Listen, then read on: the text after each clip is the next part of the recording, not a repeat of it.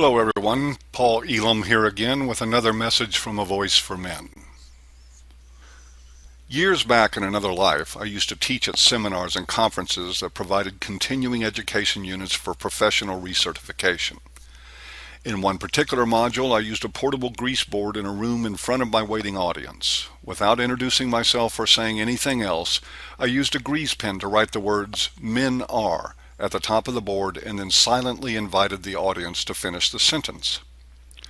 Almost invariably, pigs or dogs was the first offering, accompanied by a room full of good-natured chuckles. I would nod my head and write it down on the board and return to the audience, still silent, for more. Controlling, says one. Afraid of commitment, says another. Aggressive, macho, afraid of intimacy, violent, sexist, and power-hungry. More of the pejoratives and almost only pejoratives would come from the audience till the board was full. I then flipped the board to the other side. Women are was the cue, and the answers were even more rapid fire than they were with men. Strong, capable, empowered, sensitive, nurturing, and the like would fly from the audience to the grease board like a barrage of arrows, till that side too was full. What do you imagine, I would ask, taking a strategic pause for a sip of water, that these answers tell us about the real nature of sexism and the way we view men and women? Asking them a question with actual spoken words must have thrown them for a loop, because the stock response to that question was almost invariably a room full of nonplussed, cognitively dissonant faces, and that confusion usually gave way to irritation, clearly at me, though every answer on both sides of that board had come from them. And by the way, the participants in that crowd, they weren't accountants or nurses or teachers or financial advisors. They were mental health professionals, counselors, psychotherapists, social workers, and the like. The very people we love to imagine possess the objectivity to rise above the mindset of bigotry and sexism, and the people, despite our want of faith in their work, the least likely to actually do it. I wanted a little more pressure on them, so I asked more questions. How could this affect our therapeutic alliance with clients? Could it make our relationships with females enabling, punitive with men? And always, the final question I asked was, do we carry sexism against men, unconscious or conscious, into our work with each and every client? With that question, the anger usually intensified. In one talk, a female participant, a social worker, jumped out of her chair and threw her papers everywhere. "You're the sexist," she hissed at me, and stormed out of the room. She later wrote letters of complaint both about my topic and the fact I would not sign off on her attendance. Welcome to the wacky world of mental health. It is a telling study in the psychology of hate. Indeed, as we peel back the layers of fantasy from the profession, we are forced into a most disturbing conclusion. Psychology is hate, at least as it is practiced in Western culture. It's most evident in the junk psychology market. Since the mid-'80s, get-rich-quick psychology gurus have often made their way to bestseller lists.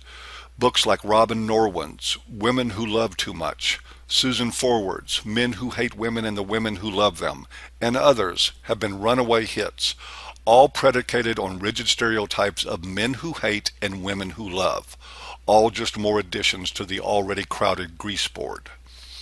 Recently, men's rights activist Mark Rudolph appeared on Fox News in a brief debate with Karen Salmonson on women executives. She was given a nice plug for her new book, Bounce Back. They could have, and probably should have, in the interest of balance, given her credit for her previous publication, How to Make Your Man Behave in 21 Days or Less Using the Secrets of Professional Dog Trainers. I don't make this stuff up. Unfortunately, I don't have to. Currently, male-bashing monarch Phil McGraw reigns in the ratings, and it won't be long before another emerges fighting to be top dog in dogging men. All you need is a warped worldview and a nod from Oprah. And these are just the media hucksters. At least we can say that the men and women who embrace their for-profit schemes are just another dumbed-down group in a dumbed-down media culture. The more culpable and dangerous are the ones with the air of real legitimacy. These folks don't write, or don't just write. They teach, do research, and most dreadfully hang out their shingles and help infect the world one gullible client at a time. The world of psychology in academics and practice has become a weapon in the realm of gender politics. Almost all pretense to objectivity and academic integrity have been forced aside by ideologues with an axe to grind against men and who are using the loathsome disguise of helping professionals to further their agenda. If you think that is extreme, listen to some more. AllaboutCounseling.com is purportedly an information and referral resource for people seeking mental health services. What it is in reality is a portal, a conduit that induces women into the mentality that it is the vile scourge of manhood at the root of their problems, and they offer feminism as the solution before the first session is booked. Some tidbits from their site include some detailed hype about the fundamentals of feminism and some reassurances that not all lesbians are feminist and not all feminists are lesbians. I suppose they figured heterosexual women need such basics, and it's good pre-sale to overcome objections before they are raised. Ask any used car salesman. They even have a nifty section promoting a new masculinity. These Freudettes have the key to re-engineering men for the better, with the implication, of course, that the way men are now is defective and in need of an overhaul. And the first tool to be used for that overhaul is a gag. This is just one of the standouts as it appears word for word on their site. They say that men should practice openness to others, especially to women, criticism of our behaviors and attitudes, listen some more, and only speak if the critic wants feedback. This isn't even speak when spoken to. It's shut up and take it. Speak with permission only from whichever woman is attacking you at the moment. The finer aspects of mental health. They have much more there. Enough bogus stats on domestic violence, rape, and sexual abuse for a now convention, and staunch defenses of feminism tied in directly with the counseling message. Their ultimate point is clearly that sound mental health for women depends on embracing feminism, and with it the hatred for men. Sound advice for those seeking love and intimacy, if I ever saw it. At this point, the grease board is showing more grease than board. And I wish I could say that this was the bottom of the pit, that the infection stopped there, but we are still dealing more with the symptoms than the actual disease. Enter the American Psychological Association and its Division 51 group, the Society for the Psychological Study of Men and Masculinity, SPSMM. You can pronounce the acronym SPASM if you want to. I do, and I think it fits. Here are two of the bullet points from the mission statement on their homepage, out there for the world to see. Endeavor to erode constraining definitions of masculinity which have historically inhibited men's development, their capacity to form meaningful relationships, and have contributed to the oppression of other people.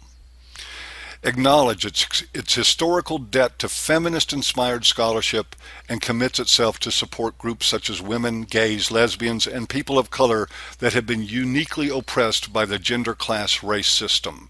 The subtext of that, of course, is that the gender class race system boils down to white males.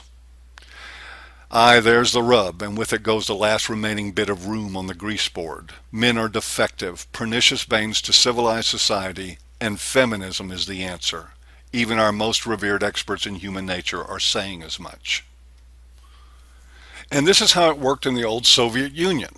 It is wise to consider that in the Solzhenitsyn era of gulags and iron-fisted reactions to political dissent, that most of the dissidents were imprisoned in mental health facilities, the logic being that if you disagreed with the state, there must be something wrong with your mind. It was also a strategy of, and yes, I will say it without reservation, the Hitler regime, to poison the minds of the populace with disinformation about Jews, prepping the people to look the other way while they were dispatched in the name of a master race. The plans for men may be less extreme and of longer duration, but it is happening nonetheless. Men are being marginalized year after year. Their numbers in college graduating classes are waning, 42% at last count. They have lost over 80% of the jobs in the current recession. They are dying by suicide and all other manners of death at rates that make women's lives look like vacations in Fiji. It's hell having all this power. It's a wonder how we find time to oppress the world with it, much less twirl our mustaches and snicker while we do it. but the anti-male hate machine keeps grinding away. Spasm would no doubt classify the men's rights movement as a mass shared psychosis and men's rights activists individually as sociopaths. I used to remember that social worker who threw the tantrum in my class with a smile. It was a funny image, but that was some years ago. At the time, I knew the sexism was there, but it was not entrenched as deeply as it is today, and I naively thought it would go away.